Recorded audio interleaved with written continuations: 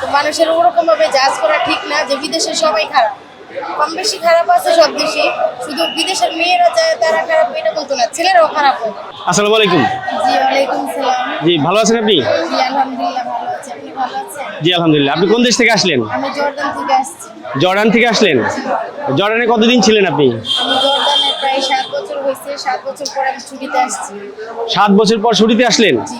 That means 7 বছর আগে গিয়েছিলেন, এই প্রথম ছুটিতে আসলেন? না, মাঝখানে আরেকবার আসছিলাম। আরেকবার এসেছিলেন। এখন কি ল্যান্ড করলো মাত্র আপনার ফ্লাইট?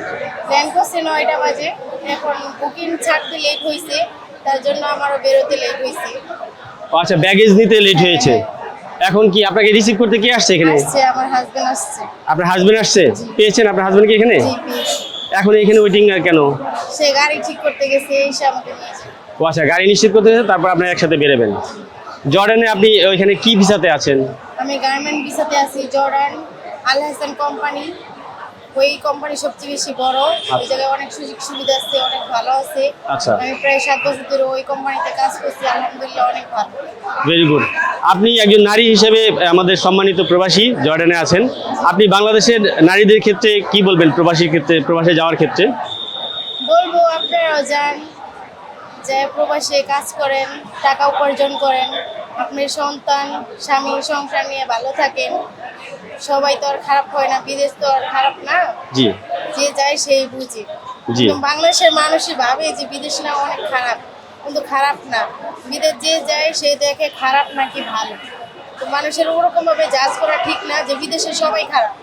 কম বেশি খারাপ আছে সব দেশে, শুধু বিদেশের মেয়েরা যায় তারা খারাপ এটা বলতো না, ছেলেরাও খারাপ হয়। কিন্তু ছেলেদেরকে কেউ বলে না যে ছেলেরা খারাপ, শুধু মেয়েদেরকে বলে মেয়েরা খারাপ।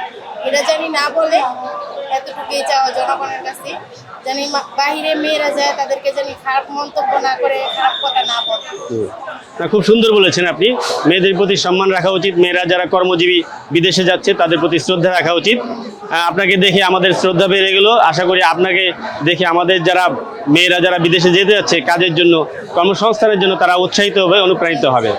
আপনি গার্মেন্টস ভিসা গিয়েছিলেন কিসের মাধ্যমে, বয়েসেল কিংবা? বয়েসেলের মাধ্যমে গিয়েছিলাম। হ্যাঁ হ্যাঁ। মগবাজার মনিটর ওই জায়গায় বয়েসেল আছে। জি। তারপরে মিরপুর 2-এ ট্রেনিং সেন্টার আছে, জার্মান টেকনিক। জি। প্রথমে ওই জায়গায় ট্রেনিং দিতে হয়, তারপরে বয়েসেলে যেতে হয়, তারপরে ওই জায়গা থেকে ভিসা টিকিট আসে, তারপরে ওরা কোম্পানির লোকই নিয়ে যায়। আচ্ছা, খুব ভালো। তো সেক্ষেত্রে গার্মেন্টস সেক্টরের কাজ যারা জানে, যারা যেতে চায়, তাদের ক্ষেত্রে আপনার কি পরামর্শ কি হবে?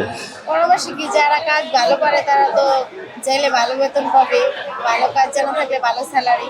আর কাজ জানা বুঝি না থাকে তাহলে শিখিয়ে দিবে, ওরা শিখিয়ে নেই কাজ, কোনো সমস্যা নেই। জর্ডান যারা যাইতে চায় নিশ্চিন্তে যাইতে পারে, খুবই ভালো কোম্পানি। খুব ভালো। বাংলাদেশে আপনার বাড়ি কোথায়? জি আমার বাড়ি কিশোরগঞ্জ। কিশোরগঞ্জ, ময়মনসিংহের পাশে কিশোরগঞ্জ। জি, ধন্যবাদ আপনাকে। আপনার দ্বারা সবাই অনুপ্রাণিত হোক। প্রবাসীদের সম্পর্কে কিছু বলেন, প্রবাসী টিভি সম্পর্কে একটু বলবেন। প্রবাসীদের সম্পর্কে কি বলবো, সবাই অনেক কষ্ট করে, বাংলাদেশের মানুষ সবাই অনেক দোয়া করে প্রবাসীরা যেন সবসময় ভালো থাকে। কি চাও? আমাদের প্রবাসী টিভি দেখবেন, প্রবাসী টিভি সাথেই থাকবেন। ধন্যবাদ আপনাকে, ভালো থাকবেন। আসসালামু আলাইকুম। প্রিয় দর্শক, আমরা এয়ারপোর্টে একজন সম্মানিত প্রবাসীর দেখা পেয়েছি, যিনি নারী প্রবাসী, দীর্ঘ 7 বছর জর্ডানে আছেন, গার্মেন্টস সেক্টরে তিনি কাজ করছেন এবং আমাদের নারী প্রবাসী সম্পর্কে তিনি খুব সুন্দরভাবে মন্তব্য করেছেন। আশা করি সেটা আপনারা আমলে নেবেন এবং নারীরা প্রবাসে যেতে উৎসাহিত হবেন। ধন্যবাদ। প্রবাসী টিভি, সারা বিশ্বে বাংলাদেশ।